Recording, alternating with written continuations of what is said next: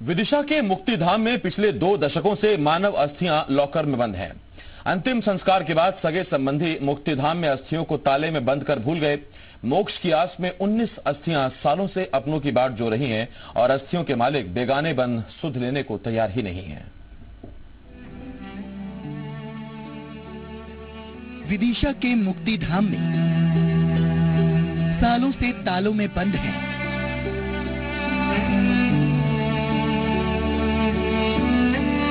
मोक्ष की आस लिए मानव अस्थियां।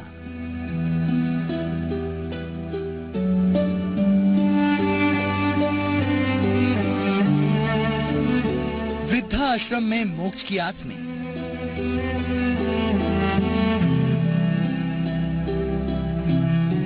अपनों की राह देखती सैकड़ों जिंदगियां।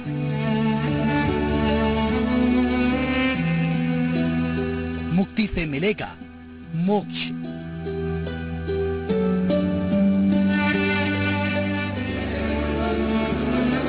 लोहे की तिजोरी के बाहर लटके इन तालों को देखकर आप इस सोच में मत पड़ जाइएगा कि ये किसी सरकारी बैंक का लॉकर है। ये किसी बैंक का लॉकर नहीं, बल्कि विदिशा के मुक्तिधाम सेवा समिति का लॉकर है, जिनके अंदर सालों से लावारिस अस्थियां पड़ी हैं। लॉकर के अंदर पड़ी इन अस्थियों को इनके अपनों ने विदिशा के मुक्तिधाम में जलती चिता में इस भरोसे के साथ छोड़ा था कि जब चिता की आग ठंडी होकर अस्थियां राख बन जाएंगी तो लौट कर आएंगे और अपने माँ बाप की अस्थियों को नदी में प्रवाहित कर मोक्ष दिलाएंगे। 2 दशक बीत जाने के बाद अपने तो क्या, बेगाने भी इन अस्थियों की सुध लेने नहीं आए। सालों से लावारिस हालत में लॉकर में पड़ी ये अस्थियां मुक्ति के लिए तरस गई हैं। मरने के बाद भी मोक्ष की आस में सालों से तालों में बंद अस्थियों को चैन नहीं है। ये तो देखा था कि बहुत सारे ऐसे बच्चे होते हैं जो जीते जी अपने माता पिता को प्रताड़ित करते हैं, वृद्धाश्रम में रहने के लिए मजबूर कर देते हैं।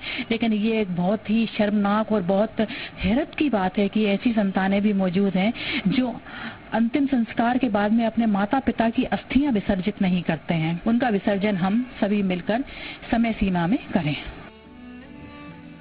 विदिशा में सिर्फ तालों में बंद पड़ी अस्थियों का ही हाल बुरा नहीं है।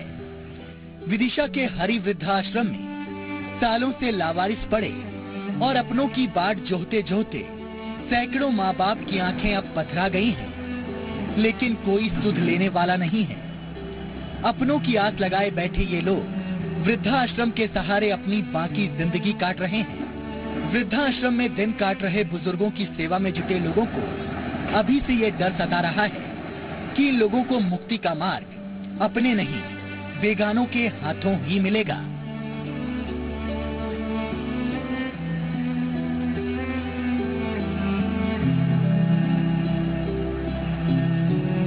पिछले 15 वर्षों से यहाँ मुक्ति को तरस रही हैं अस्थियां।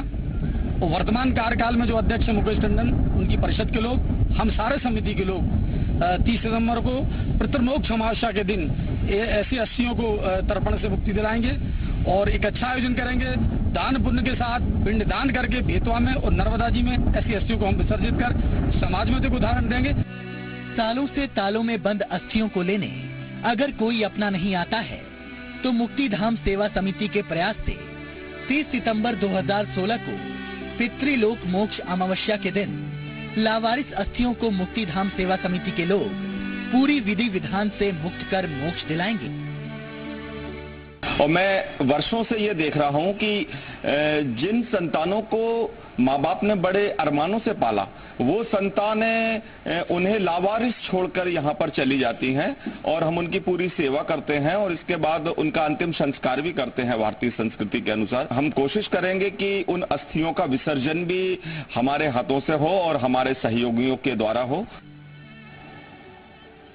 उम्मीद है वृद्धाश्रम में बेसहारा छोड़कर जीते जी मार दिए गए लोगों को और अपनों के मुंह फेर लेने से मरने के बाद भी मोक्ष की आस में लावारिस पड़ी अस्थियों को बहुत जल्द दूसरों के हाथों ही सही मुक्ति जरूर मिल जाएगी। अमित श्रीवास्तव के साथ ब्यूरो रिपोर्ट, जी मीडिया, विदिशा।